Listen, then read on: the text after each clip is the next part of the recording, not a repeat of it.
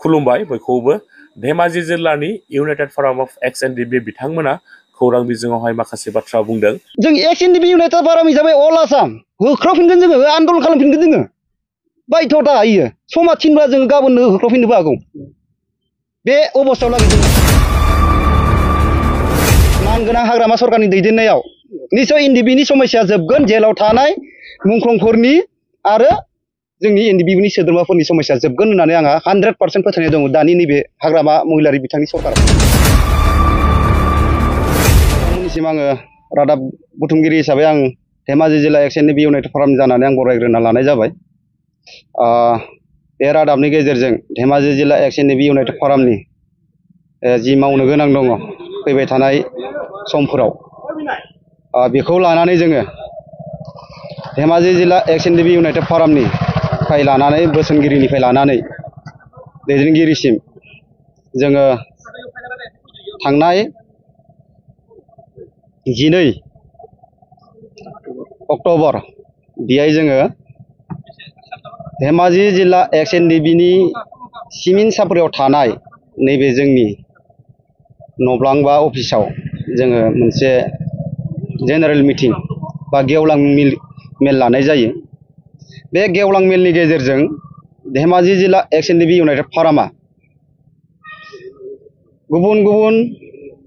माहारियारि आफादफोरावहाय जोंनि सोद्रोमाफोरा लेथेर फेथेर जाना दंमोन। दिनै एनडिपिआ 4-5 फेक्सनाव दंमोन। दा बेखौ नोजोर बोनानै धेमाजि जिल्ला एक्स एनडिपि इउनाइटेड फरामा सारेन्डारनिफ्राय लानानै आरो जोंनि बेसेबां साफ्रोम बारग' एनडिपिफोरखौ लानानै मुंख्लं न'खरफोरखौ लानानै जोङो मोनसे गेवलां मेल जिरायनाय जायो। बे गेवलां मेलानो जाहैबाय जोंनि थाखाय बिराद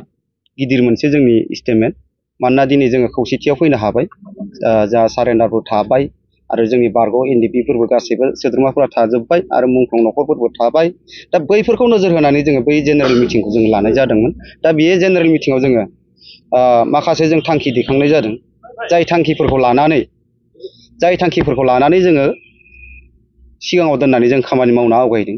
थांखिफोरा जोंहा जोंनि एनडिपिनि मावनो गोनां जेलाव थानाय फाउन्डार रन्जन दैमारि सार आरो मुंख्लंफोरनि मोननो गोनां अनसुंथाइ आरो जोंनि बारग' एनडिपिफोरनि एक्रेसिया बा अनसुंथाइ मोननाय दा बैफोरखौ सिगाङाव दोननानैनो जोङो बैफोर थांखिफोरखौ जों लानानै खामानि मावनो नागिरदों आरो बेखौ लानानैनो जोङो थांनाय 12 अक्ट'बराव जोङो जेनेरेल मिटिंखौ लानाय जादों आरो बे जोंनि थाखाय बिराद मोजां मेसेज मानोना जोङो सारेन्डार आरो जों गासैबो खौसेथियाव थानानै जोङो बे एनडिपिनि खामानिखौ जोङो सिगाङाव दोननानै मावनो होननानै जोङो बे थांखि दैखांनाय जादों। धेमाजि जिल्ला एक्स एनडिपि इउनाइटेड फरामनि आङो आफादगिरि महरै आङो नोंथांमोननि फोसावनायनि गेजेरजों आं बेखौ बुंनो लुबैयो बा बुंगोन मानो होनबाथाय आङो मिथिनायाव आरो आं मिथिखायो धेमाजि जिल्लायावहाय जोंनि नैबे सिमेन्ट सापरि हालामावहाय खौसेथि बर' सुबुं आफाद इउबिपिअ बियो अलरेडि सानजा सोनाब दंखायो बिथांमोना दखरा दंखायो सानजा सोनाब दा बिनि गेजेरावबो आरो गामि गंसेयाव इउबिपिअ आफाद बियो खिन्थु रिसिभ जाथावना नङा। मानो होनोबाथाय मोनसे आफादावहाय दखरा थायो दखरानि सिङाव आरो भिलेज आफाद थायो होननानै आंहा बे फोथायनाय गैया। जुदि मा मिनिंखौ लाना दादों आंहा बेखौ बुंनांगौ गैया खिन्थु बे आफाद दानायनि बेलायावहाय खिन्थु उननि पर्यायाव माबा मोनसेफोर जायोबा रेसपन्सिबिलिटिया बिसोरनाव थागोन बिसोरनि रेसपन्सिबिलिटि जागोन बियो बेहाय खिन्थु आङो गामि आफाद दानाय बा बेखौ आङो आंनि बेक्ति फालनिफ्राय आङो मोजां नुहुरा बेखौ आं डाइरेक्ट बुंगोन मानोना दिनै जोङो दाख्लै जों 12 अक्ट'खालि जि जोङो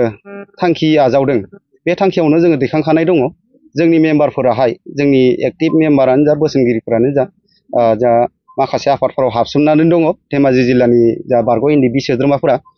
बिथांमोनखौ थाबैनो जोङो लाबोफिननायनि बेबस्था लागोन आरो ओंखारबोआबा बिथांमोनखौ लिंहरनानै जोङो बेक्ति हिसाबै जोङो सावरायनाय जागोन। दा आउट अफ बिटिआरनि आङो बारग' एनडिपि हिसाबै आं थोंजों बुंगोन मानोना बर'आ मोननै फांसनाव थाबाय सि सिडिउल आरो नन सि सिडिउल मानोना मोनसेया जाहैबाय बिटिआर मोनसेया जाहैबाय बिकेडब्लिउसि दा जोङो नन सि सिडिउलनि जोङो बिकेडब्लिउसिनि सोद्रोमा आं सासे बारग' एनडिएफबोबाबो खिन्थु बेहाय जे जों सुक्तियाव जे जों दंफायोमोन एनडिएफबि हिसाबै खिन्थु जों जे मान मर्यादा मोननांगौमोन खिन्थु दिनैसिमबो काउन्सिलनिफ्राय जोङो जेबो जोङो अनसुंथाइ मोननाय जायाखै आरो जोङो थांफैबो जोङो मोननायबो जाबावाखै बे सिदा खोथा आं थांनाय